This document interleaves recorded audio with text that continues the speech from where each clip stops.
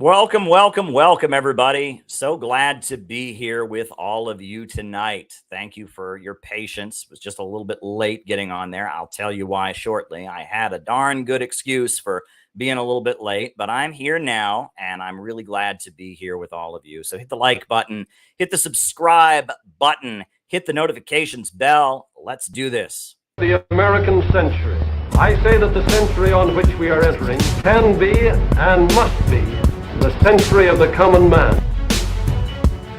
A radical redistribution of economic power. I mean, we know that racism is a byproduct of capitalism. Everything would be all right if everything was put back in the hands of the people. We need a government that will make sure Americans are taken care of and organize the economy to serve the people, not the profits of a wealthy few. We now have the techniques and the resources to get rid of poverty. We got to start getting out there with the people. Get out of the movement and get to the masses. We need a government of action.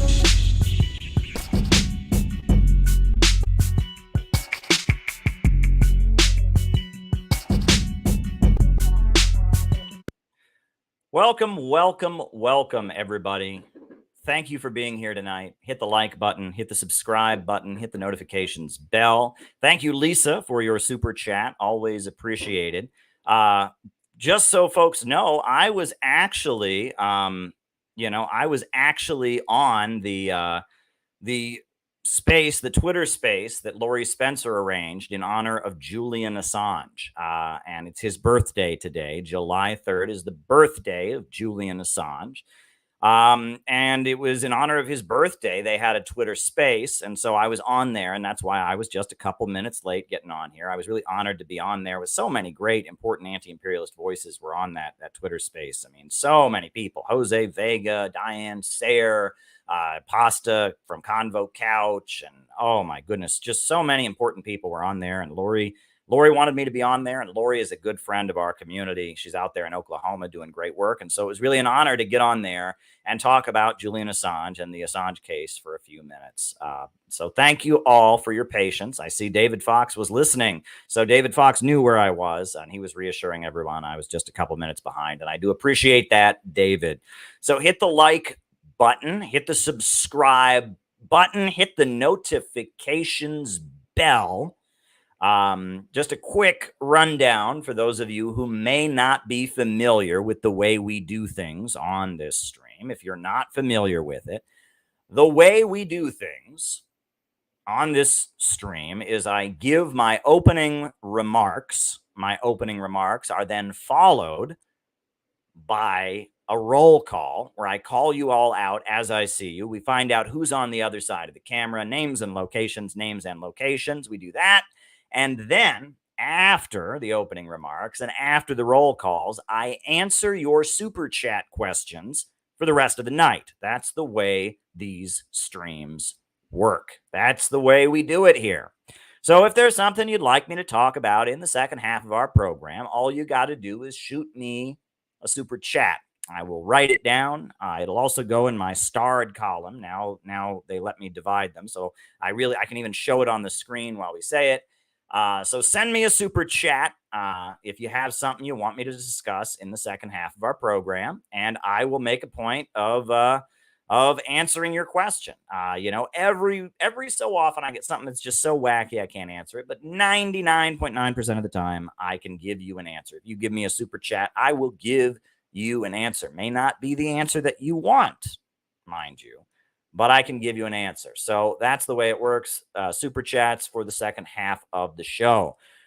So I'm just going to jump right into my opening remarks for tonight. First things first, kind of what I said on the stream, the Twitter space that I just did with Laurie Spencer. Today is Julian Assange's birthday. And Julian Assange, many people don't understand the details of what's going on with Julian Assange. Julian Assange is not a U.S. citizen. Julian Assange is not a U.S. government employee. Julian Assange is a tech freedom activist from Australia.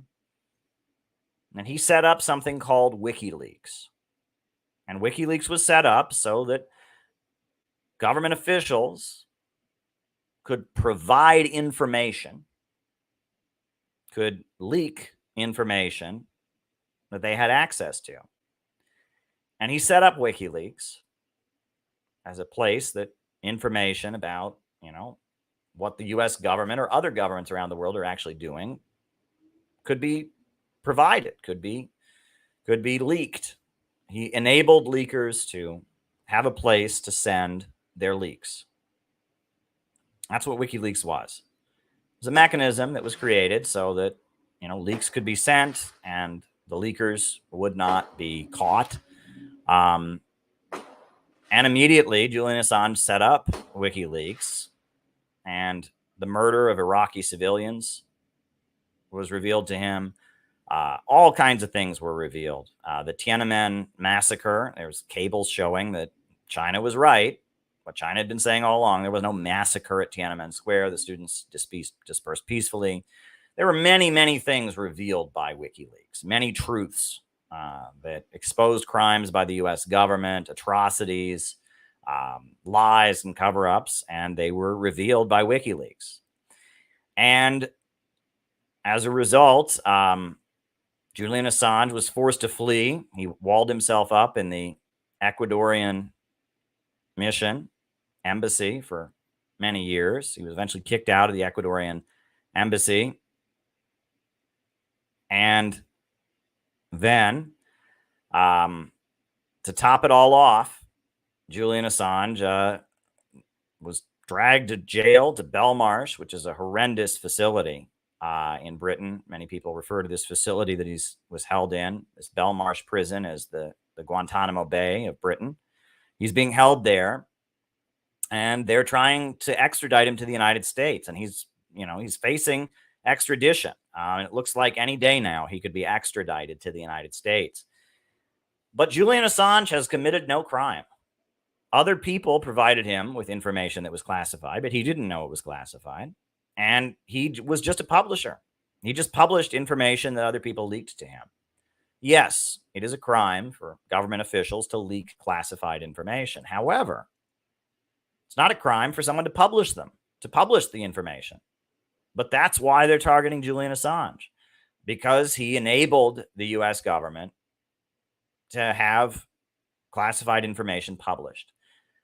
He exposed that they murdered innocent civilians across the planet. He exposed some of the backroom conversations where they admit their lies. And for doing that, they are trying to destroy and kill Julian Assange. Anyone who believes in any notion of freedom of speech or freedom of the press has to speak up in support of Julian Assange. Anybody. And the fact that other people aren't speaking up in his favor is a big problem. Anyone who believes in freedom of speech, freedom of the press, should support Julian Assange. Now, one thing that I wanted to share is a couple months before the Charlottesville events. Do you remember Charlottesville? This may seem like a redirect, but this happened. Before that Charlottesville riot happened, I had the opportunity to debate one of the white supremacists who organized it, a guy named Augustus Sol Invictus, a white supremacist. He was in New York City, and he wanted to have a debate with an actual communist. So we had a debate at a secret location in Manhattan, and we had a debate. And then after the Charlottesville events happened, we released a video of it. And, my social media was very small back then. I'd only been reporting for RT for like a year. And out of nowhere, people started calling me. Caleb, Julian Assange just emailed out your debate with Augustus Invictus, with his white supremacist, to all of his supporters. Julian Assange just tweeted out your debate on Twitter. And I was like, really? This is happening? And it had happened. From the Ecuadorian embassy, Julian Assange had watched my debate with Augustus Sol Invictus, heard me talking about socialism with American characteristics, liked what I had to say, and tweeted it out. I was blown away. I was just completely and utterly blown away.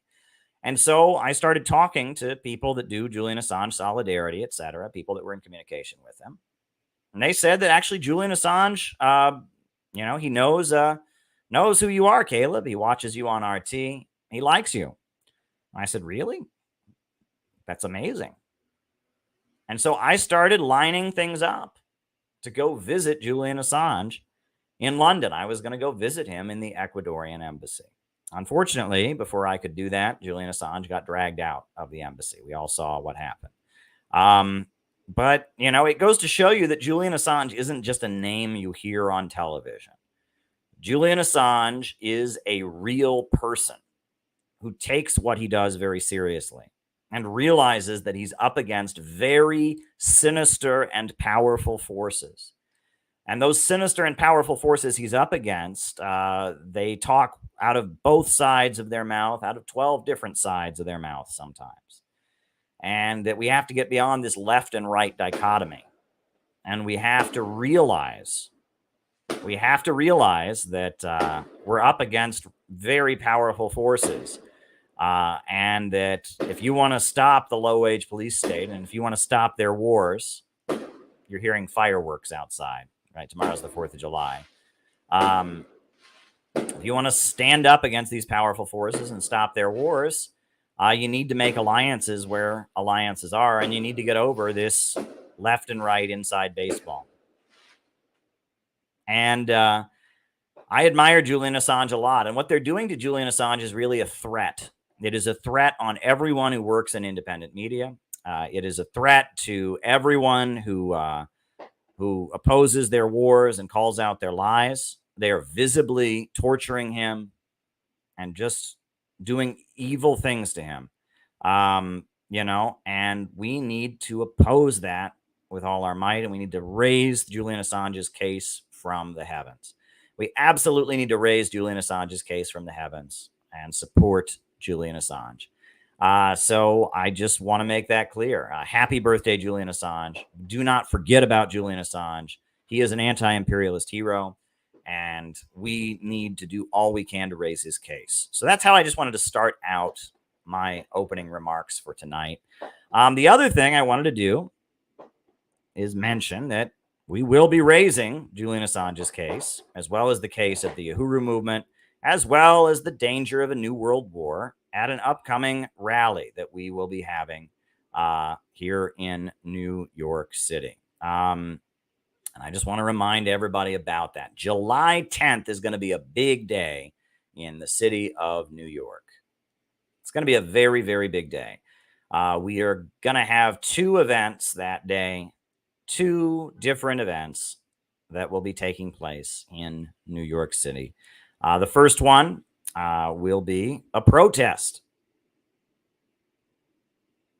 that is taking place. And that protest that is taking place, it will be assembling at 43rd and 6th Avenue at 3 p.m. in New York City. Peace with Russia, peace with China, no police state. And that's going to be very important. And when we say no police state, we'll definitely be raising Julian Assange and the case of Julian Assange. We will definitely be talking about it. And we'll be talking about the Uhuru movement, and we'll be talking about the weapons that are going to Ukraine, about the provocations around Taiwan. We're going to be having a very important event. And then that evening, we're going to have an important panel about the U.S. legal system and how it targets the poor. It's going to be called Money and American Injustice, how the U.S. legal system targets the poor.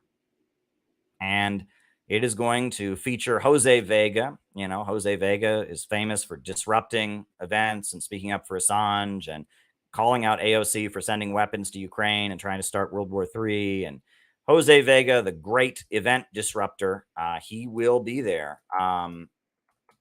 He will be there. And so he'll be one of our speakers. Nick Brana, the leader of the People's Party, he will also be there. And he is a really great person. Chris Halali, who's a law student, who's also a former candidate representing the American Student Union, he will also be there.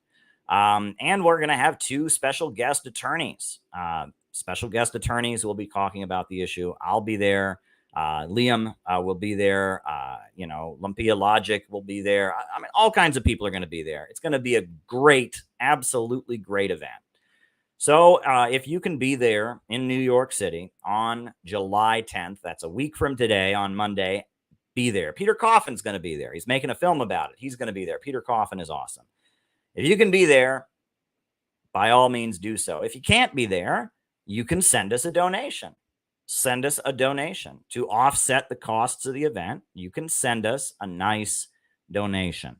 We would really appreciate it because it is not easy to put on events in Manhattan. It's not easy to have protests and bring people in from other parts of the country and get the cameras and everything and the equipment. We're about to buy some fancy equipment. We just decided we had to buy for this event, and in order to make it more savvy and exciting, not going to give too much away. So if you can send us a donation, it would be very much appreciated to help us have our event. And that's coming up on July 10th. So be there, be in the streets and raise your voice. And on top of that, join us for a nice evening panel afterwards. So there's that.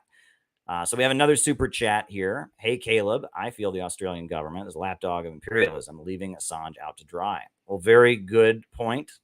David Fox is in Australia, and I'm going to write that down. I'll be writing super chats down in order to answer them in the second half of the show. So just let me write it down here. And then I will continue with my opening remarks for tonight.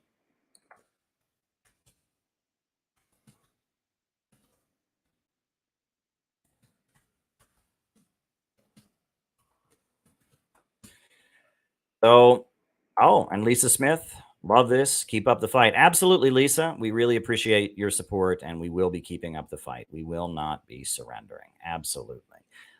So a couple things I wanted to talk about. So I don't know if everyone is aware, but June 11th is International Children's Day.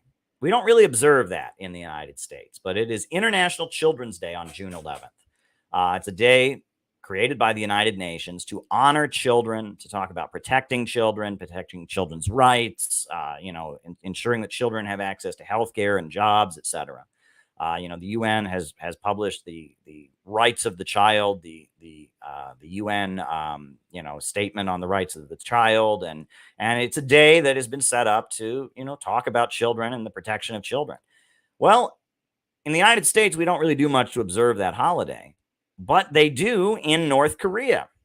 And so I actually wanted to show you, this is a video of the celebration that they had in North Korea, the events that they did in North Korea to honor the International Day of Children. So I'm just going to put the video on here. It's really something special. It's really, really great. So let me just find the clip here. If I can just find the video file here. And you'll really like this. This was the North Korean.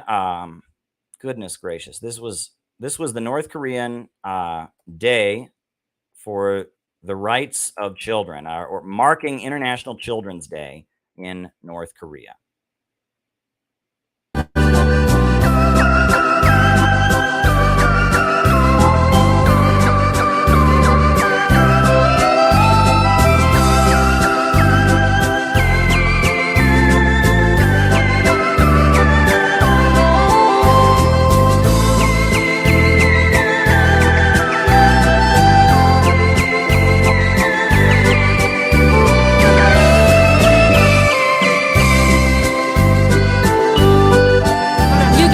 아동절 친선연합 모임에 참가하여 우리 딸이 마음껏 노래를 부르고 춤을 추는 것을 보니 얼마나 기쁜지 모르겠습니다. 무엇보다 사랑은 도사시겠습니다.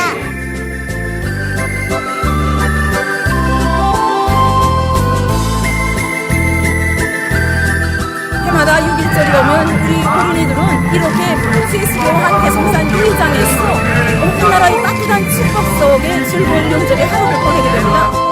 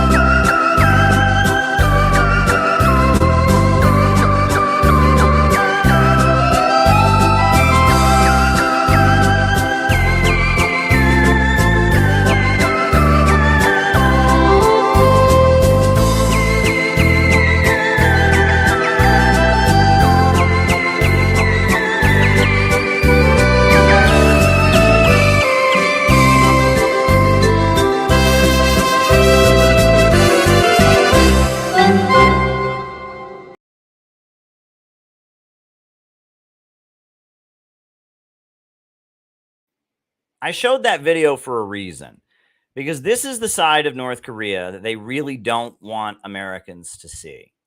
They really don't want anyone to see it. Whenever they talk about North Korea on American television, they always show goose-stepping soldiers. If they mention North Korea, if CNN's talking about North Korea, you can almost count down. When are they going to show the goose-stepping soldiers? They're going to show the goose-stepping soldiers, and that's proof that they're Nazis, right? It's like a psychological trick they do in American media. They want us to think that the North Koreans are a bunch of Nazis, even though, the government of North Korea came to power as part of an anti-fascist movement to drive out the Japanese colonialists who were aligned with Hitler. And they recently banned the YouTube channel of several North Korean vloggers, one of whom was an 11-year-old girl. She goes by Olivia Natasha. Her Korean name is Yumi. And they banned her YouTube channel because they said she had a positive bias toward her own country. It was absolutely unbelievable. They banned her YouTube channel. But they did it because they don't want people to see that North Koreans are people. They want us to think that North Koreans are all military, scary people who are going to kill us. And that's why we should support wars and sanctions to destroy them. But the North Korean people are people too. And they are human beings. And they are doing everything they can to try and obscure that and try to cover up the fact that North Koreans are humans. And that is part of demonizing them and setting the stage for war, demonizing North Korea. And that's why we need to show videos like this. And that things were starting to move in a good direction when Donald Trump visited North Korea. And things were starting to move in a good direction. Donald Trump became the first sitting American president who was currently in office who visited North Korea. That had never happened before. And things on the Korean Peninsula were going in a good direction. The war games that the USA does every year to rehearse the all-out destruction of North Korea, they were put on hold. They put the war games on hold. It was really, really amazing to see that they were moving ahead. And now, if you look at the Korean Peninsula, everything has gone to shit. Everything has gone to shit. They're doing the war games again. North Korea is testing new missile systems because they sense a threat from the imperialists. The United States is talking, Joe Biden's talking about all-out war to destroy North Korea. It is a nightmare. It is absolutely a nightmare what has happened. And we need to finish what Donald Trump started. We need peaceful reunification of the Korean Peninsula. We absolutely need that. And it is so disastrous to see that, Trump, he wasn't very good. He murdered Qasem Soleimani. He pulled out of the nuclear deal. That was awful. He ruined U.S. relations with Cuba, and he rolled back almost all of the progress with Cuba that Obama had made. But the one thing in terms of international relations that he really improved is he really improved the situation when it came to North Korea. And Tulsi Gabbard was supporting him in doing so. Dennis Rodman was crying. He was so moved. He was so happy to see it happening. And now Biden has just wrecked all of that, just completely wrecked all of that. So I want to also let you know what's happening on the Korean Peninsula in the South, because it doesn't get much coverage here.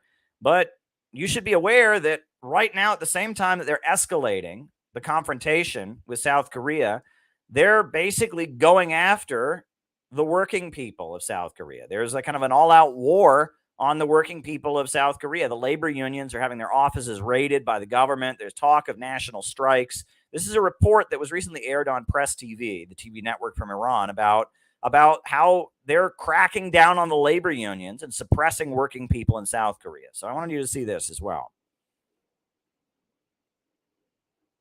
Facing punitive measures from their employers and the government, thousands of workers and their labor union leaders rallied in the South Korean capital, Seoul, on Monday, demanding the resignation of President Yoon Suk-yeol.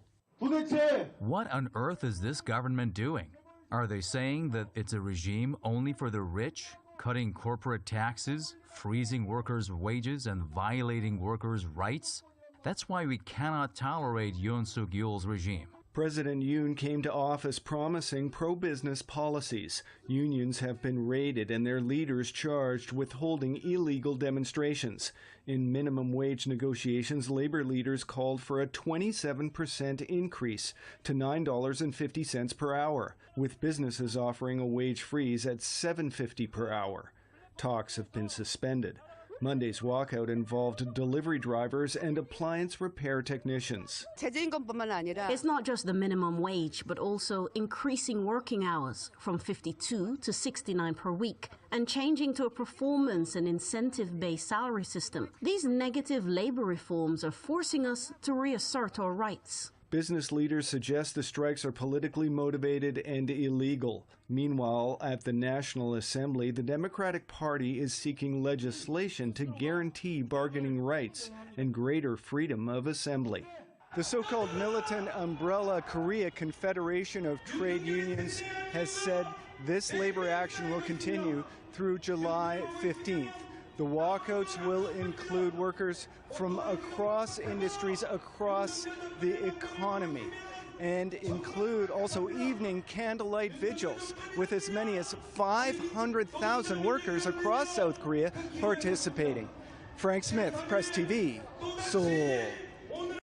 Yeah, so that's the report of what is actually happening in South Korea. Excuse me.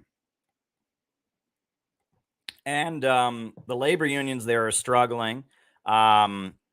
It's horrendous what's happening in South Korea. So these things are all connected. And President Yoon of South Korea, who loves President Joe Biden, is trying to undo, along with Biden, everything that was done during the Trump administration to move ahead on North Korea. So I wanted to talk about that as well, because I just wanted to draw attention to that, because the Korean Peninsula is something that we're paying close attention to. You know, the World Anti-Imperialist Platform was started by our good friend Jyoti Brar, the leader of the Communist Party of Great Britain, Marxist-Leninist, and the People's Democracy Party of South Korea and the Venezuelan United Socialist Party have signed on to it, and so has the Center for Political Innovation, and so has the Party of Communists USA.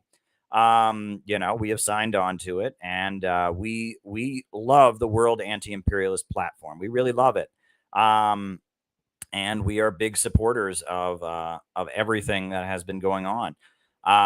So I absolutely want to highlight that situation. Now, another thing I wanted to talk about, I wanted to mention, you know, we did last weekend have our event in Missouri near St. Louis. We had our Center for Political Innovation National Retreat, where we had a number of classes and a number of speeches. People were there from Portland, and people were there from Oklahoma, and people were there from Missouri and from Chicago and from New Jersey and New York. And it was just a great gathering of people from around the country.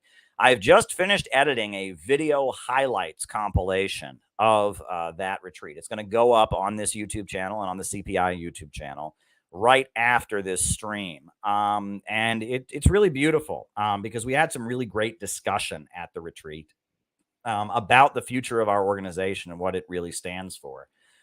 In addition to that, we did talk about how we can expand our organization and our mission. And I also wanted to mention that Tyler McConnell just did the third edition, the third installment of his audiobook, that he made of this book, Where is America Going? He just did the third installment of the audiobook. So now if you want to read my new book and you don't like to sit there with your nose in a book and you want to work out or clean your apartment or whatever you want to do, you can listen to the book, because Tyler has done the third installment of the audiobook of it. And this book really puts forward some very, very unique analysis. Very, very unique analysis. That's why it's getting such wide praise. That's why Kim Iverson had me on her show to talk about it. Does Kim Iverson generally have people on her show to talk about obscure communist books? No.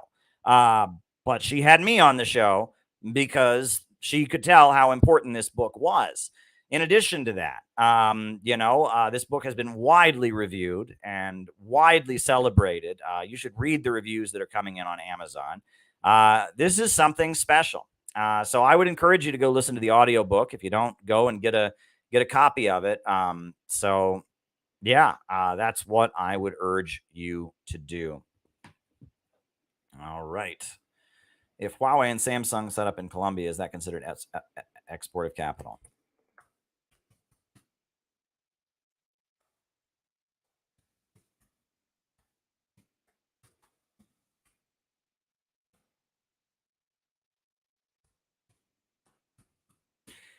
Wrote it down. Thank you very much. Thank you very much. But yeah, Tyler has been doing the audiobook. This book, I talk about the long-term crisis of overproduction.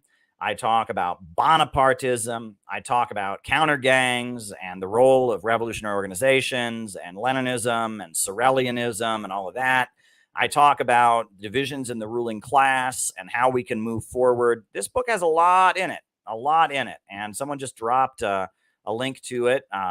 That link came from Jenny Lynn right there. She just dropped a link to it. I would really encourage you to check it out. We're doing something very, very unique and special with the Center for Political Innovation and with the organizations that we're building. I'm going to drop the link for Tyler's audiobook of it, so you all will have an opportunity to listen. Tyler's audiobook, it's right here. I guess I'll drop the link for the playlist, so you can start at number 1 if you want, if you haven't listened to any of it. And it's an audiobook now, so that's one way you can get in touch with our message at the Center for Political Innovation and what we stand for. So I wanted to talk about that. Many people have commented that this book, it's almost like a gateway drug, right? Because they read this book and then they read many other books because it's the culmination of years of research. So this is the playlist of Tyler McConnell's audiobook of my book, Where is America Going? Marxism, MAGA, and the Coming Revolution. And you should check it out. A lot of great developments are taking place right now. Coming up on August 6th, right, in New York City, outside the UN, there's going to be a big protest for the anniversary of Hiroshima. That's coming up. It's called Humanity for Peace. I might as well talk about that. A number of different groups are endorsing this upcoming rally for, Humanity for Peace, the anniversary of Hiroshima. That is happening. This is happening. This will be happening on August 6th at the United Nations. Humanity for Peace, the Libertarian Party, Liberty Speaks, Schiller Institute, Center for Political Innovation, Party of Communists. This is the coalition that really matters, right? This is where it's at, right? It's this rage against the war machine. Jimmy Dore, Kim Iverson, Tara Reid, Gray Zone, Max Blumenthal, Libertarian Party, People's Party coalition. This is where people that have revolutionary energy, this is where we're at. This is the section of American politics that has hope. And this section of American politics gets canceled from every angle.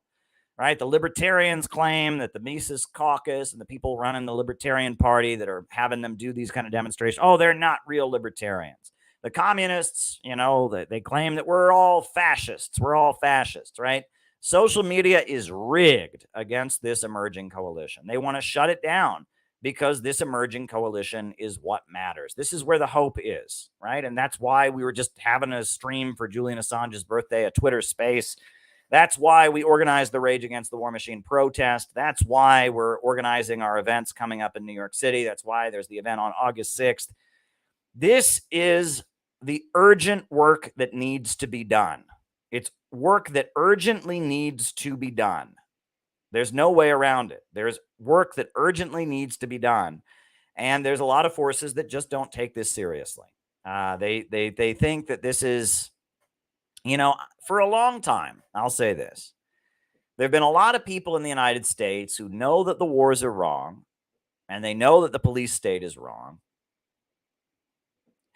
but they're playing Little League baseball. Do you know what I mean? They are playing Little League baseball. Because what do they tell you in Little League baseball? In Little League baseball, they say, it doesn't matter if you win or lose. It just matters how you play the game. Aw, isn't that nice? And that's true for Little League Baseball. The kids aren't in it to win the game or lose the game. They're in it to get better, to develop their athletic ability, to get some exercise, to learn how to be on a team. That's true for Little League Baseball. It's a great thing to say to kids about Little League Baseball. And it's true. Parents are not lying when they tell that to their kids about Little League Baseball. I think that's a fine thing. If you're a parent and you have a child who is playing Little League Baseball, if you say to them, it doesn't matter if you win or lose, little Johnny or little Susie, it's just if you play the game, that's fine. That's a great thing to say to kids about Little League Baseball. However, politics is not Little League Baseball. Let me repeat this. Politics is not Little League Baseball. Politics is not Little League Baseball. When you're trying to stop World War III, what matters is if you stop World War III. When you're trying to free Julian Assange, what matters is if you are able to free Julian Assange. And many of these leftists, they just want to get a gold star for always doing the right thing, and they don't care if they actually achieve anything. They want to never work with any conservative. They want to always be the most politically correct. They want to have the most all-inclusive pride flag that has a black and brown triangle and a trans symbol on it. They want to never talk to anyone who's right-wing. They want to never associate with Russia or China or Venezuela or, God forbid, libertarians. They want to get a gold star for how they play the game. And that gold star for how you play the game will not stop World War III and will not free Julian Assange. It will not result in the charges against the Uhuru 3 being dropped. And we have to get serious about this. We have to get serious about this because the Little League Baseball stuff is getting really old fast. Things in the country are getting more and more serious every day. And I see so much of this Little League Baseball. I want to feel like I did absolutely everything right. I want to feel like I am the most politically correct. I want to feel like I did the right thing. And that doesn't matter. That really doesn't matter. And I got to say that there's many of these communists who have become expert losers. They are so good at losing. They know how to lose so well. They know how to, to lose and to say, oh, we failed, but we will continue to struggle. And they just know they're expert losers. They're brilliant at losing. And we're in a period where we could actually win. Russia and China are rising while Western capitalism is in decay. The working people of the United States are rising up and angry at the low-wage police state. We could win. We could actually win. We could actually win. But in order to win, we have to stop thinking like losers. Right? We have to start thinking like we might actually be able to win. That's what we need to do. And if you're going to think like a winner is not afraid to enter alliances. A winner is not concerned about social media gossip because social media gossip ain't on the scoreboard, my friends. He had so many likes, ain't on the scoreboard. He had so many shares, ain't on the scoreboard. My friends at college, the people that I go to college with that are normies, they all approved of what I did, ain't on the scoreboard. Ain't on the scoreboard. And I've been talking to you all about strategic equilibrium. I've been talking to you all about how shit is going to get real. Look at what's happening in France right now. Look at what's happening on the stock market. Shit is going to get real, folks. And when shit gets real, all that matters is if we will have the network of people who we can rely on, who we can trust to actually get the job done. That is what is going to matter. And everything else is going to be completely secondary. Will we be able to have a network of people who we can struggle with, who we can work with, who we can get the job done with, or not? We're on borrowed time. I'm not trying to get you into a panic here, but we are on borrowed time. The time for virtue signaling, the time for performative politics is over. We are building a network. That is what we are doing. We are building a network of people that are committed to construction and anti-imperialism, and that is what we are doing.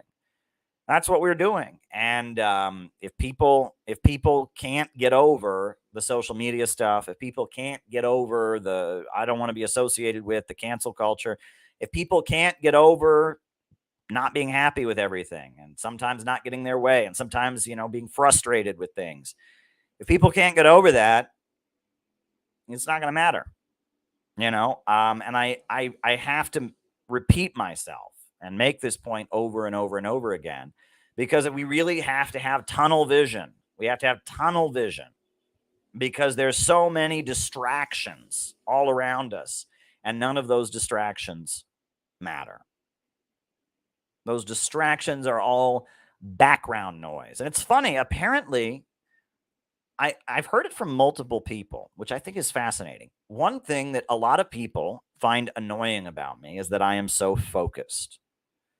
They can't stand how focused I am. Well, my ability to focus has been what's gotten me this far in life. That's what got me from a little town in Ohio to Cleveland, from Cleveland to New York City, from New York City to Iran, from Iran to Russia, to where I am today. It's by being focused. I'm a very focused person. And it is my ability to focus on getting shit done that has gotten me as far as I am. And if you want to accomplish things, you need to learn to focus. That doesn't mean I don't need to lighten up sometimes, right? Tomorrow I'm going to go to the movies again with my wife. I forget what movie we're going to see. She told me. I try to lighten up a little bit sometimes, but other times I just try to focus. We did a fun talent show at our retreat. I've got video of that. You're going to love it. You're going to love it. We're going to post it pretty soon.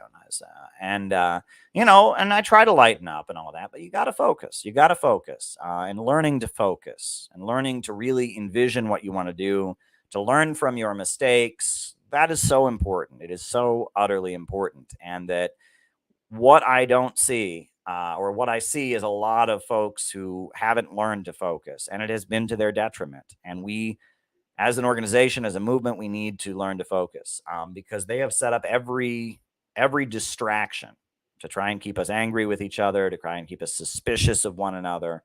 And we got to just look past it. We got to look past it because at this point, it is just never ending. And the attacks will continue. They will continue, but we have to press onward. And we have to operate in a sensible and rational way. So I wanted to just communicate that to everybody. I talk about a lot of different things on these streams. Last night, I got really into Syria and economics and all kinds of stuff. The stream before that, I started talking about writers and Hollywood and movies and knowing your audience and different things. I talk about a lot of different things on these streams. And I'm really glad to do that. These streams are a great place to engage with people, to have conversations. And yeah, I've been repeating myself a lot lately, but it's just I keep getting back to certain points that must be discussed. So on that note, folks, I think we can now open it up for the roll call. So roll call, names and locations. Who is with us tonight? Names and locations. I will call you all out as I see you. Names and locations. Let's find out who it is on the other side of the camera. Who is with us tonight? Names and locations. We got Al Kick in West Virginia. Welcome, Al. We got Micah in Las Vegas. We got Rupert Fellows in England. We got Dionysus Larson in Greece. Got Noah in Boston. Shout out to Noah, is doing great solidarity work. We got Tony in Tasmania. We got Dustin Schlesinger in Cleveland, Ohio. We got Alan Rice from South Korea. We got Peter in South America. Rice from Adelaide, Australia. Lisa Smith is in Western Pennsylvania. We got Molly McGuire in Orange County, Patch in Arizona, Kieran from San Diego, Joe in New Jersey, Quinn and Meredith from Washington. Shout out to you guys. Love what you're doing. Alex from Brazil, Scott from North Miami, Chris in Salt Lake City.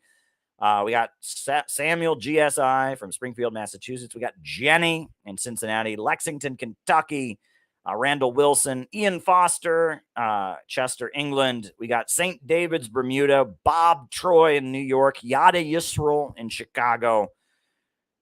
Love all of you. Really, really do. We got Annie from California. Welcome, Annie. Welcome, welcome, welcome. We got Tony in Tasmania. We got Reza from Iran. Welcome, Reza. So glad to have you watching the show. So glad. We got David Fox in Bendigo, Australia. Welcome, David. So glad to have you. Deb in Mexico. Shout out to Deb. Steve in Boston. Shout out to Steve. Briggy in Pennsylvania. Shout out to Briggy. We've got a lot of great stuff going on here. Names and locations. We will call you all out. You are our Zen, says Lisa. Well, I'm doing my best. Timoshenko, member of this community, he was at the retreat in Missouri, and he taught us how to Zen meditate. And we actually have some video of his presentation on Zen meditation. That is going to be posted shortly after this stream. I will be posting the video compilation of our gathering that we had in Missouri, and part of that will be Timoshenko teaching us the art of Zen meditation. So I have 4 super chats here, really only 3 because one was just a sticker. So if you want me to talk about anything here in the second half of our show, now would be the time to shoot me a super chat. As I've been pointing out to people, you guys watch this live. You watch it as it's happening. And so you have the ability to make this conversation go however you want it to go. You have the ability to nudge this conversation with your super chats. So shoot me a super chat. Get me talking. That would be a great thing for you to do. I think it would be a way of making this conversation your own, taking ownership of this conversation. So I have 4 super chats right now to answer. But if you want to send in more, keep me talking on here for a little bit. Hit the subscribe button, hit the like button. YouTube is being weird, and you know how they are. Hit the subscribe button, hit the like button, hit the notifications bell. Always a great thing to do. And I am going to start answering super chat questions. The first from Lisa Smith is just a sticker, and I thank you, Lisa. I appreciate your ongoing support. You're a beloved member of this community. David Fox says, hey, Caleb, I feel the Australian government has been a lapdog of imperialism and are leaving Julian Assange out to dry. Absolutely. This is their citizen who's being tortured. This is their citizen who's having his right of freedom of the press and freedom of assembly denied. This is an Australian citizen who's being subjected to torture and political repression by the American government. Where is Australia on this? Where is the Australian government? Why are they not rallying in his defense? Why are they not standing up for Julian Assange? David Fox has an excellent point there. An absolutely good point from David Fox. Lisa Smith says, love this group and keep up the fight. Love you too, Lisa, and I hope you will be able to join us on July 10th. Hope I'll be able to meet you at our events. That would be awesome. That would be great. And now I'm getting to our last super chat. If Huawei and Samsung set up shop in Colombia, is that considered export of capital? Well, let me first say, if people have any more super chats, send them my way, because this is the last one I've got listed here. But I will take a drink of water. And I will answer that question. I will answer that question. The export of capital is a term that Vladimir Lenin lists as one of the characteristics of imperialism. And he's describing, there's a list of like 5 things that he says are the characteristics of imperialism. And he's describing a process through which a country goes from being a competitive capitalist country to being an imperialist country. He's describing a process that took place in the Western capitalist countries in the 1890s, 1880s. That's what he's describing in that list. He describes how industrial capital is subverted by finance capital. Banks become dominant over industrialists and manufacturers. That's one aspect of it. He talks about how there's a concentration of power and how you have these trusts, cartels, and syndicates, these powerful institutions that dominate the economies of various countries, and how the rich people that are centered in their banks and finance capital own a number of different industries, a number of different services. Now there's a concentration, a monopolization, a centralization of capital. From there, he describes the export of capital, which is that rather than exporting commodities, products, countries begin exporting their corporations, these trusts, cartels, and syndicates, these monopolies that are under the domination of banks, the domination of finance capital. They then begin to be exported around the world. You have McDonald's all over the world, right? You got Amazon and Walmart all over the world. These mega corporations, these huge multinational cartels, trusts, and syndicates, they become exported across the planet. That's the export of capital. And then they begin carving out spheres of influence. They begin the territorial partition of parts of the world that are under the domination of certain imperialist countries, certain imperialist monopolies. That is what Lenin describes as imperialism. Imperialism is not a policy. Let me repeat that. Imperialism is not when one country attacks another country. It's not when a country has a war. It's not a policy.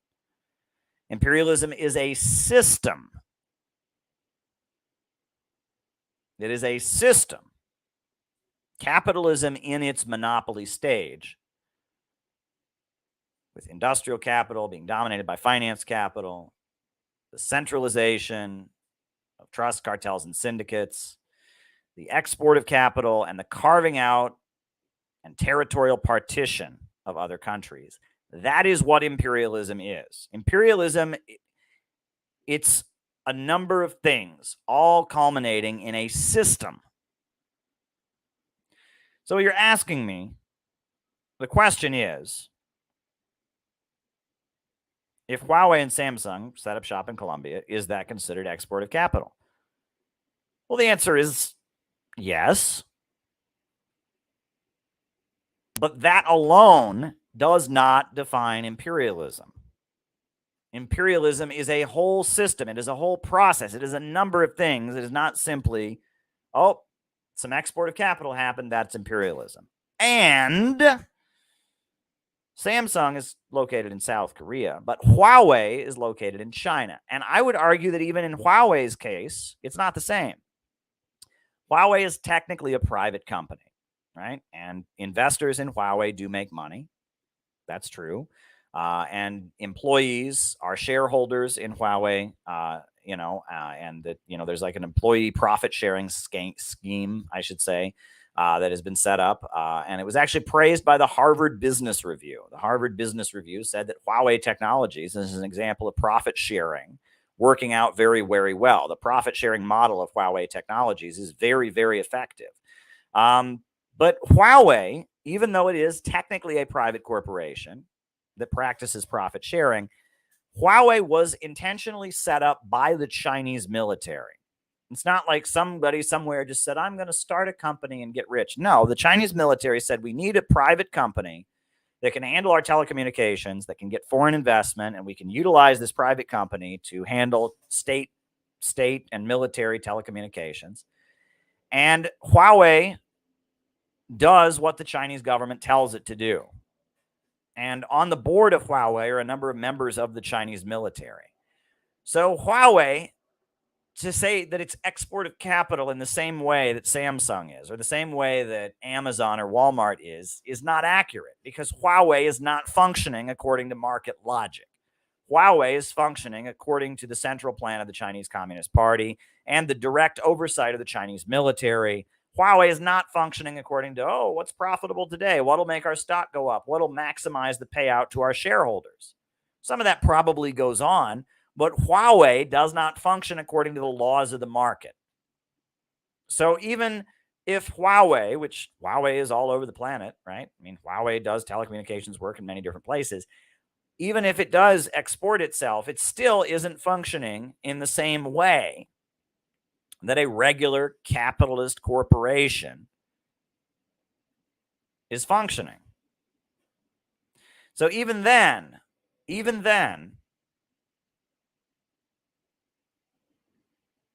have an issue there. So I guess even that, it doesn't quite fit, right? There is a lot of people that are trying their hardest to not accept that the Western capitalist countries, the United States, France, Germany, Britain, are imperialist, and that Russia and China are not. And Russia and China are not imperialist in the Leninist sense. They're not carving out spheres of influence. They're not engaged in territorial partition. They're not, it's not a situation where you have industrial capital being subverted by finance capital. It's not that at all. Right? Russia is exporting its own natural gas and its own coal and its own oil. It's exporting its own natural resources in order to subsidize an economy that is largely reliant on state revenue and state subsidies. That is not imperialism. China has a centrally planned state-run economy that includes a lot of private corporations. And because China needs friends and allies around the world, China is engaging in a lot of efforts to build infrastructure and such. And that is not imperialism, right? And that, yes, if you define imperialism as simply the export of capital, well, there is capital and it is being exported, but that is not the entire definition of imperialism. And if you say imperialism is a policy of a country does a bad thing, you might have a point, but that's not what imperialism is. Imperialism is an economic system. Imperialism, the highest stage of capitalism. Capitalism in its monopoly stage, which is about holding back economic development, about keeping countries in poverty in order to maintain the dominance of Western capitalism. It's about keeping the world poor so that big bankers in the United States and Britain can stay rich. That is what imperialism is.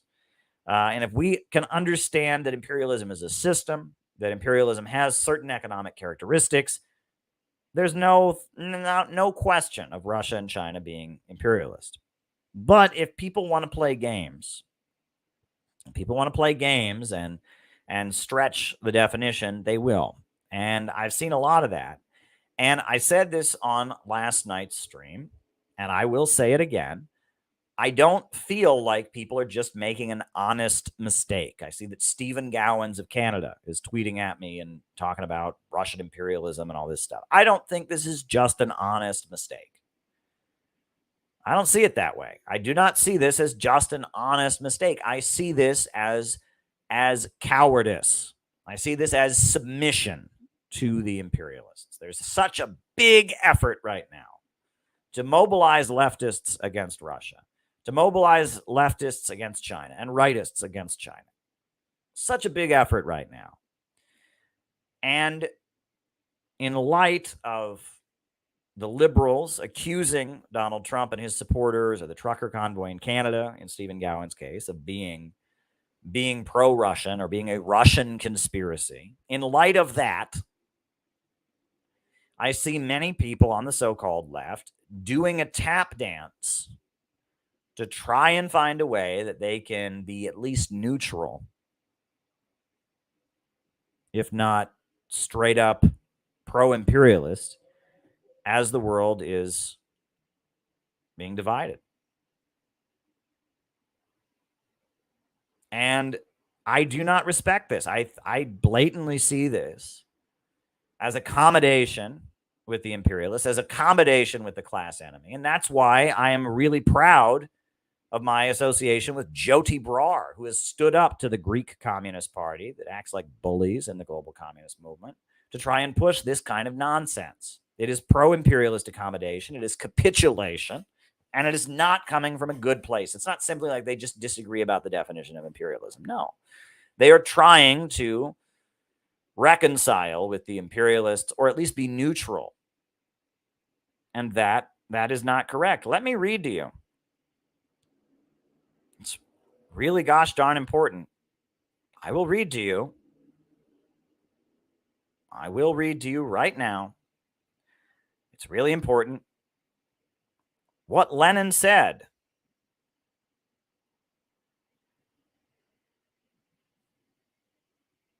What Lenin said. I'm sorry. What Marx said. Let me just pull up the quote.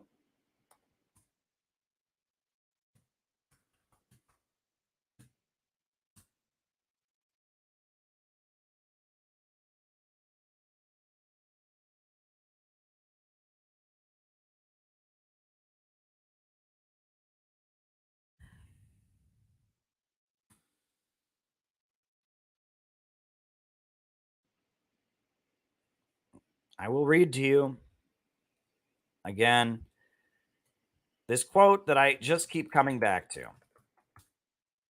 Because Marx, you'll remember,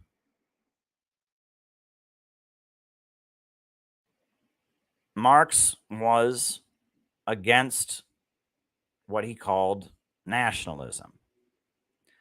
He said, workers of the world unite. And it was Lenin who had the brilliance of understanding that nationalism of the oppressed was something that must be supported. But in the final years of his life, Karl Marx saw that the Irish people were fighting for their independence. And Marx was living in Britain.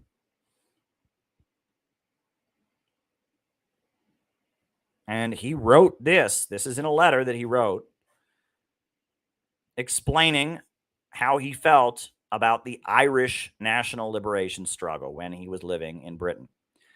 He wrote this: all industrial and commercial centers in England now have a working class divided into two hostile camps, English proletarians and Irish proletarians.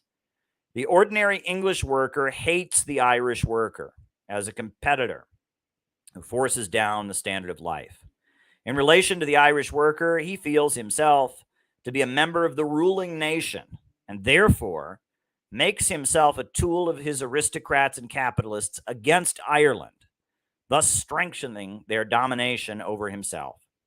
England, as the metropolis of capital, as the power that has hitherto ruled the world, is for the present the most important country for the workers' revolution, and in addition, the only country where the material conditions for this revolution have developed to a state of certain maturity. Thus, to hasten the social revolution in England is the most important objective of the International Working Men's Association. The sole means of doing this is to make Ireland independent. It is therefore the task of the International to bring the conflict between England and Ireland to the forefront everywhere, and to side with Ireland publicly everywhere. The special task of the Central Council in London is to awaken the consciousness of the English worker that for them, the national emancipation of Ireland is not a question of abstract justice or humanitarian sentiment, but it is the first condition of their own social emancipation.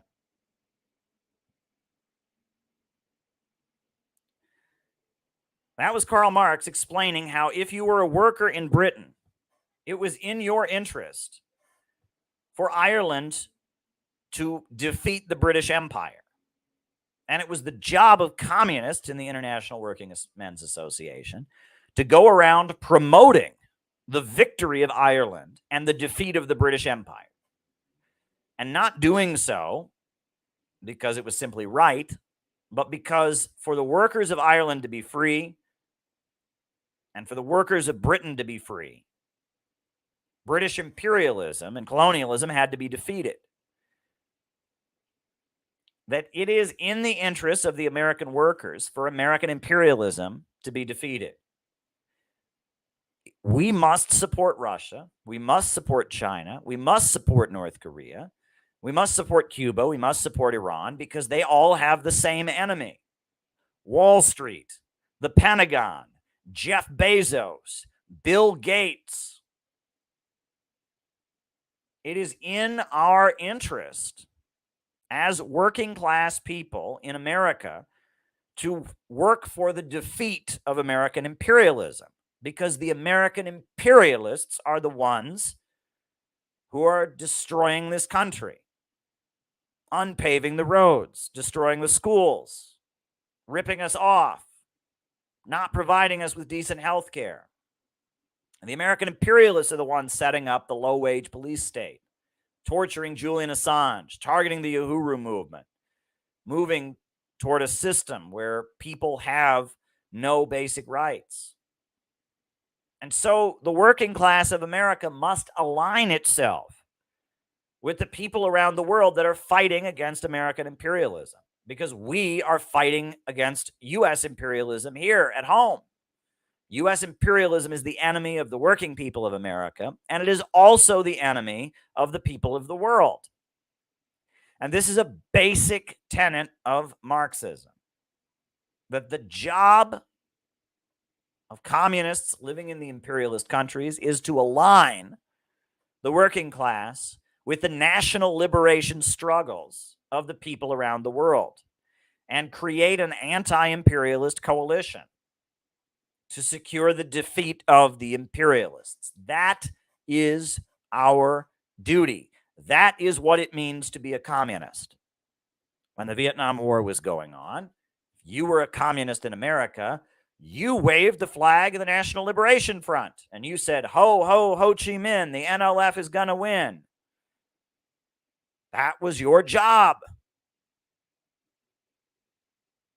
If you were a communist in France, when France was oppressing the people of Algeria, and the people of Algeria were fighting for their liberation, your job was to support the people of Algeria, to protest against the French military, to wave the flag of Algerian liberation, to stand in solidarity with them.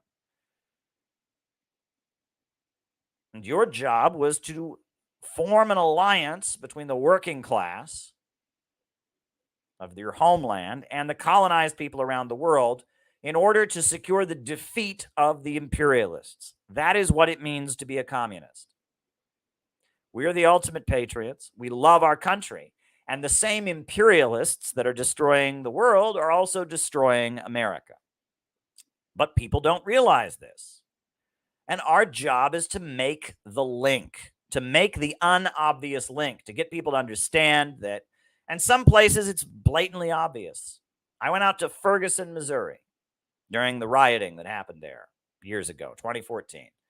The police of St. Louis, Missouri, who were terrorizing the young people of Ferguson, Missouri, were trained in Israel. That is a fact. And the tear gas that was dispersed, the tear gas canisters that were fired at the protesters in Ferguson were the same company, had the same logos on them as the tear gas that is fired at Palestinians. These are facts.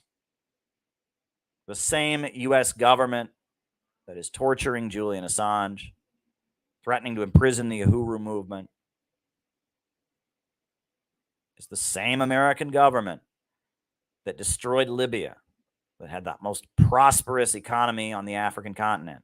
The same government that destroyed and fomented civil war in Syria. The same government. The same government. And the same corporations. The same big oil bankers that are benefiting from it. U.S. imperialism, Zionism, the British Empire, these things are enemies of all humanity. And it is our job to make the link. It is our job to make that link. Now, there's another super chat that came through. We appreciate that. We like it when super chats come through, and that keeps me talking because I'm running low on super chats here. But Scott asked me what are my thoughts on Dorothy Day. Dorothy Day was an American intellectual. I believe she was friendly with the Communist Party. She may have been in the Communist Party at one point.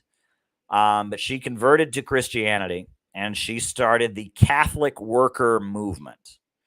The Catholic Worker Movement still exists. It is a pacifist movement.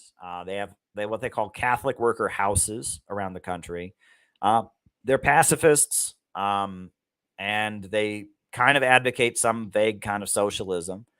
And, you know, they're pro-LGBT. They're not Catholic in the regular sense. Dorothy Day joined the Catholic Church because she believed that there should be one church for all Christians, but she did not necessarily agree with Catholic teaching, is my understanding. But Dorothy Day, she was a pacifist Christian social justice activist in the 1930s, 40s, and 50s, I believe. You know, and she built a leftist socialistic movement called the Catholic Worker Movement. A lot of anarchists associate themselves with the Catholic Worker Movement. It has a lot of support from anarchists. A lot of anarchists will sleep at Catholic worker houses. You know, it's one of those trends that exists, right? You know, it's very interesting. In the United States, if you're going to protests and demonstrations, you'll encounter Catholic worker people. They'll hand you a copy of the Catholic Worker Movement, the Catholic Worker newspaper. You know, you'll see them around. It's a pacifist movement that's been in the United States since the 1930s. It's a religious pacifist movement that's been around for quite some time.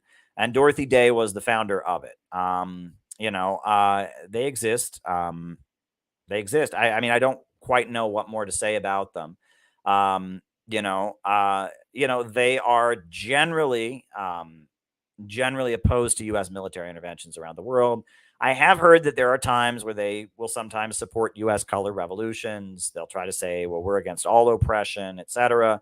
But they generally have an anti-imperialist orientation, especially when it comes to Latin America. Yeah, I mean, I don't know what more to say about that. The Catholic Worker Movement, you know, they remind me kind of the Quakers. You know, Quakerism. You see a lot of that across the United States. I mean, in Philadelphia is a big concentration of it. But you know, Quakerism is a religious movement that goes back to the 1700s. They're also pacifists. They tend to have a leftist bent. You know, they like free healthcare, free college for people, and you know, they're a religious movement. You know, William Penn, the Eye Within, etc. The Quakerism exists. It's been around for a long time. There's actually been two Quaker presidents, Herbert Hoover and Richard Nixon, were both Quakers. And for them, for a lot of people, Quaker is just kind of an old money New England religion. It's not a big political statement, but you know, the American Friends Service Committee, you know, is a well-known pacifist organization that advocates non-interventionism around the world, is opposed to military conflict. You know, I think the Quaker organization, they're called the American Society of Friends. You know, and they exist. Quaker theology, I believe, if I'm not mistaken, they believe in the light within, or the eye within. You know, and they believe that you can hear God. They have what they call Quaker meetings, which is where they sit in silence until someone is moved by the Spirit and speaks. They don't have formal church services. You know, it's a religious grouping that they were big in New England. They were big. That's, you know, it's old American stuff. The United States, when it started, was very much it was a place that people that were, you know, religious nonconformists, it's where they fled to. And the United States, one of the religious groups that settled in the United States were Quakers. They exist. It's New England. You see a lot of them, especially Philadelphia is where Quakers are very much concentrated. From what I understand, Hillary Clinton, Chelsea Clinton, Hillary Clinton's daughter, attended a Quaker school, Sidwell Friends, school, and Sidwell, I think it's called Sidwell Friends, and it's near Washington D.C. And it's one of the most prestigious private schools in the country. I think it's Sidwell Friends Academy, if I'm not mistaken, and it's a Quaker academy, Quaker private school. It's very expensive for wealthy kids, and I think Chelsea Clinton attended it.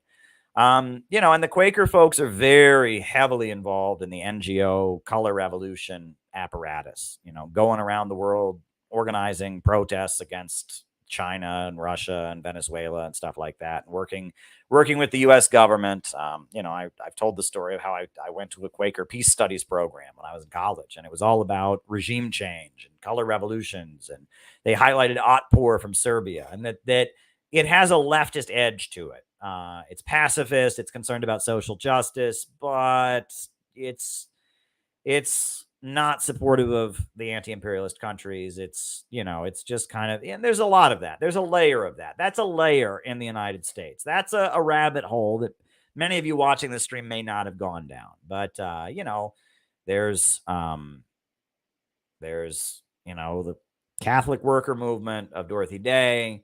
There's the Quakers. There's the Mennonites, right? I grew up around Mennonites, a lot of Mennonites. And it's funny because I would tell people, oh, I grew up around Mennonites. And people would say, oh, aren't they kind of Christian socialists? And I'd be like, not the ones I grew up around.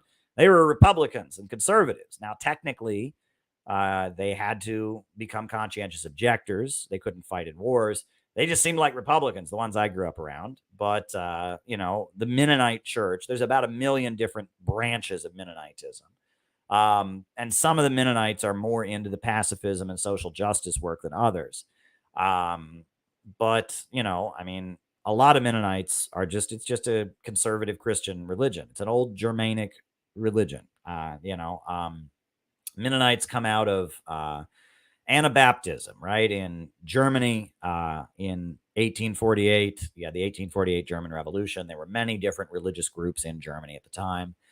One of the Protestant groups that existed in Germany at that time were what was called Anabaptists. And they did not believe that you could baptize babies. They believed that a baby was too young to accept Christ. A baby didn't know, basically, what it was doing. And so they said you can't get baptized until you're like 14. Right? Until you're sexually mature, you can't get baptized.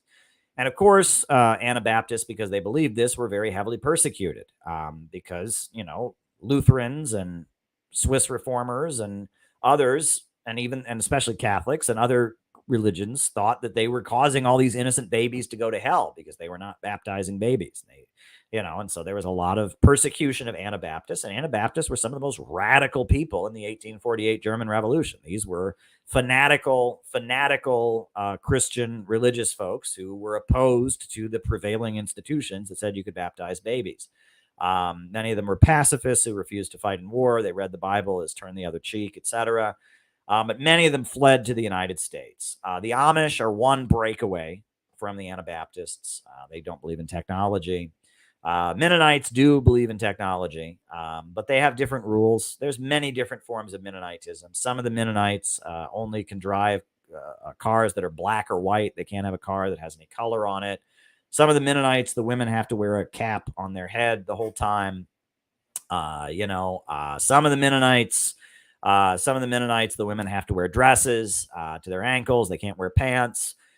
They have different rules among them, but they're generally a pacifist Anabaptist religious sect. The part of Ohio I grew up in, there was a lot of them, there was a lot of them in that area in Ohio that I grew up in, and regular Baptists, right? Fundamental Baptists, independent Baptists. The Baptist stuff comes out of Anabaptism also. And that is a if you talk to people that are Baptists, evangelical, it's an evangelical Christian movement, right? And they don't believe that you can get baptized as a baby. So they take people down to the river and they baptize them, or people, they talk about getting saved. When you're 14, you get saved. You walk down the aisle at an altar call, or they put you, they have a pool and they dunk you into the pool. And, that's a part of religion in America. It comes from Germany, comes from the 1848 German Revolution. These were sects in Germany, the Anabaptists, and there are pacifist variations of it. Mennonitism is another pacifist religion. And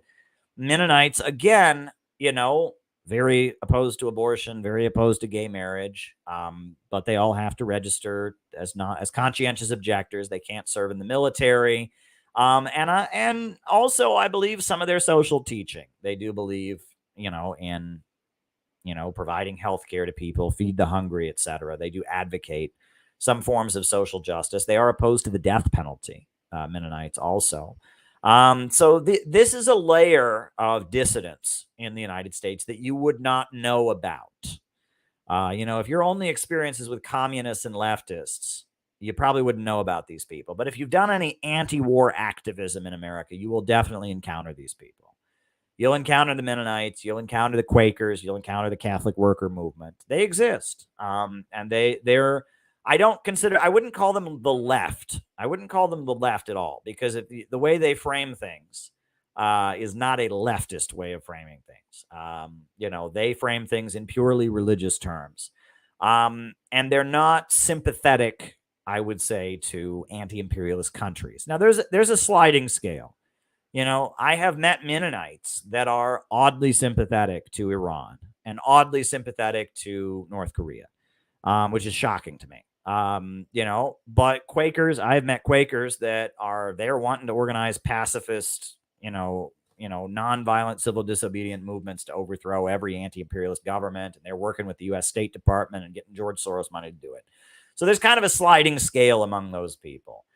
That's like the I don't know what you want to call it. This is the social justice Christians. I don't know what you want to call them, right? And the Catholic worker movement, and there's a wider milieu of what they call the Catholic social teaching, right? The nuns who march against the death penalty, nuns who march against nuclear weapons, right? There's a wider milieu of I don't. People say religious left. These popes are not left necessarily. Left is not the right word. The pacifist religious folks. I don't know what you want to call them, right?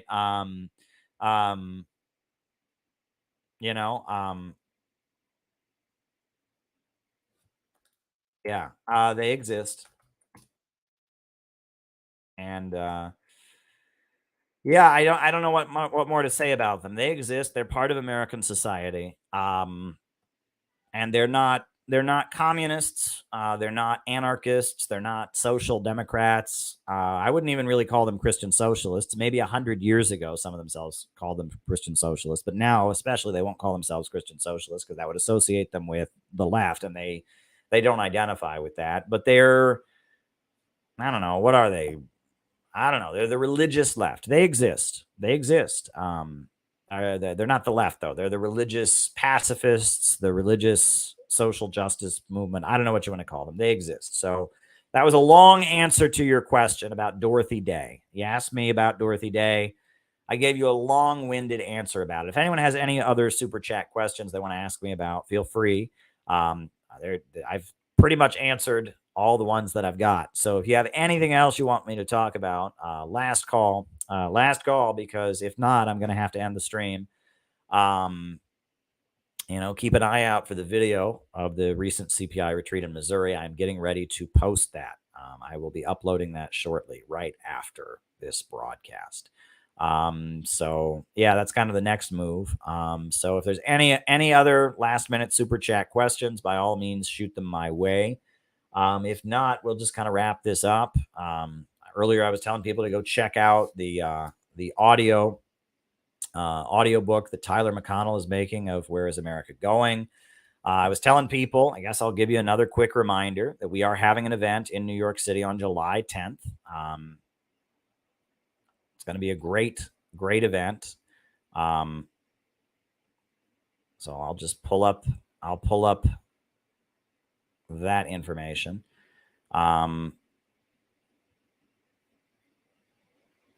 Yeah, July 10th in New York City is going to be really, really awesome.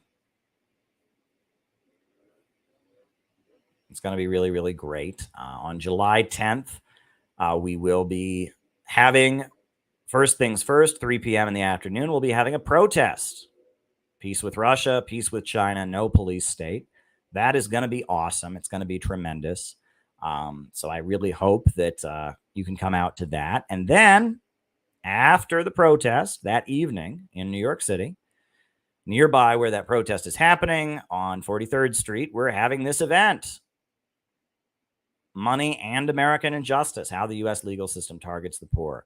And it's going to be great. I really hope that you can all be there because it's going to be awesome. And if you can't make it, you can always send a donation to help us do the event. Always appreciate it. And let me just pull up that donate link for you once again. And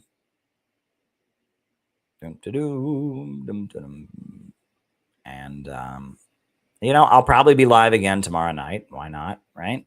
Why not? Why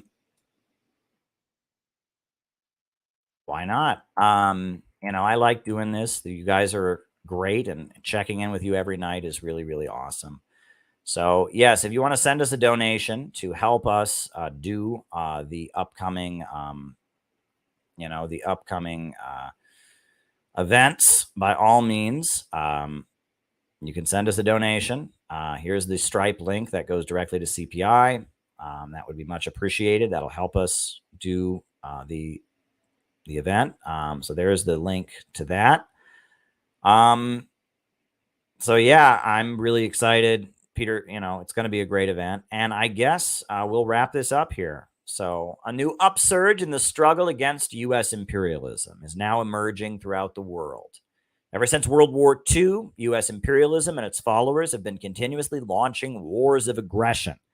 But the people of various countries have been continuously waging revolutionary wars to defeat their aggression. And while the danger of a new world war still exists, and the people of all countries must get prepared, revolution is the main trend in the world today.